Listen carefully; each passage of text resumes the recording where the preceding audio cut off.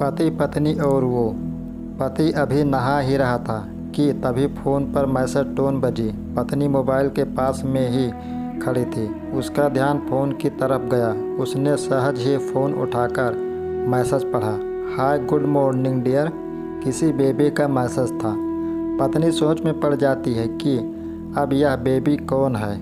तब तक पति भी नहाकर बाहर आ चुका है। पत्नी उसे किसी बेबी का मैसेज आया है बताती है।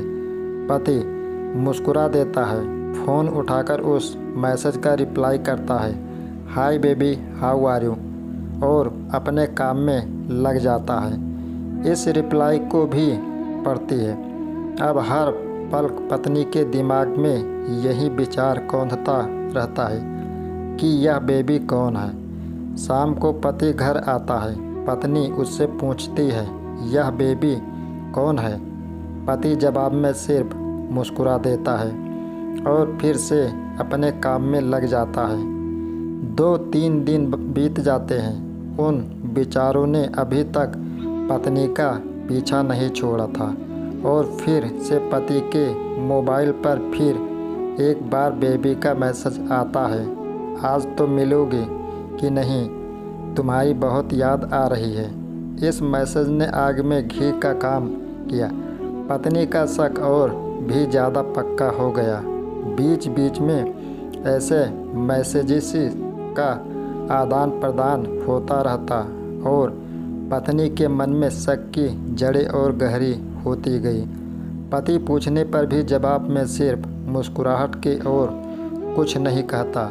यह शक गुस्सा बन कर तब ज्वालामुखी की तरह फट पड़ता है जब एक दिन उसे अपने पति की जेब में सिनेमा की 2 टिकटें मिलती है। पत्नी अपने पति से बहुत झगड़ती है। पति उसे समझाने की कोशिश करता है लेकिन वह कोई भी बात सुनने को तैयार नहीं है। पति को भी उस पर गुस्सा आ जाता है और यह झगड़ा और भी ज़्यादा बढ़ जाता है। गुस्से में पति घर से बाहर निकल जाता है। पत्नी का गुस्सा पति से कई गुना ज़्यादा है। तुरंत वो अपना सारा सामान पैक करती है।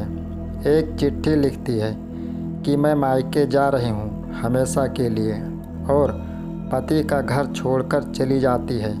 गुस्सा शांत होने पर जब पति घर आता है तो चिट्ठी पढ़कर उसके होश उड़ जाते हैं। 10 दिन बीत जाते हैं और गांव के उस घर पर डोरबेल बजती है जहां पत्नी रहने चली गई है। पत्नी दरवाज़ा खोलती है। दरवाजे पर 10 साल की एक छोटी बच्ची हाथों में चिट्ठी लिए खड़ी है। वह पत्नी को वह चिट्ठी देती है। बच्ची से वह चिट्ठी लेकर पत्नी चिट्ठी खोलकर पढ़ती है, डियर वाइफ, जिस बेबी की वजह से हम दोनों में इतने झगड़े हुए हैं और तुम हमारा घर छोड़कर यहाँ चली आई, यह बच्ची जो अभी तुम्हारे सामने खड़ी है वह वही बेबी है। अनाथ आश्रम की एक प्यारी बच्ची इसी के साथ में बातें करता था, सिनेमा जाता था।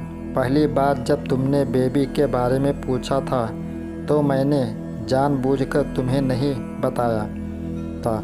सोचा था थोड़ा मजाक करता हूँ, देखता हूँ तुम कैसे रिएक्ट करती हो, लेकिन मैंने यहाँ कभी नहीं सोचा था कि तुम्हारा शक इतना बढ़ जाएगा कि तुम घर ही छोड़ दोगी। हाँ, सबसे ज़रूरी बात यह तो बेबी है वह किसी और की नहीं बल्कि तुम्हारी ही बेटी है। रुको, अपने आप को संभालो और आगे की बात ध्यान से पढ़ो। हमारे शादी के 2 साल पहले की यह बात है। तुम अपने कॉलेज के लास्ट ईयर में थी। तुम्हारे प्रोफेशन में नोट्स लेने के बहाने तुम्हें बुलाया था और तुम्हें चाय में इन नशीली दवा खिलाकर न करने वाला काम किया था। इससे तुम्हारी कोई गलती नहीं की थी, लेकिन कुदरत ने अपना काम किया और तुम्हारे पेट में इस बेबी को डाल दिया।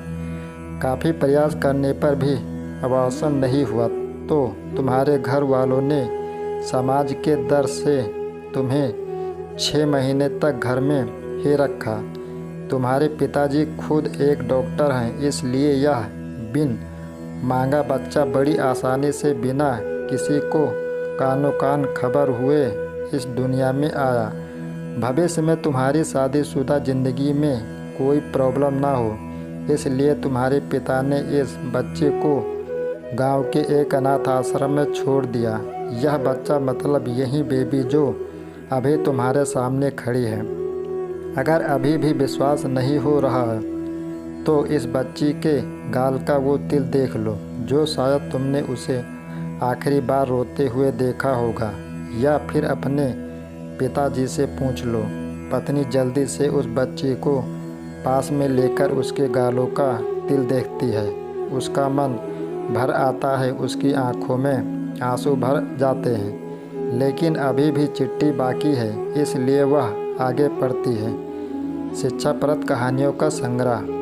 मुझे पता है अभी भी तुम्हारे मन में यह सवाल उठ रहा होगा कि यह सब मुझे कैसे पता।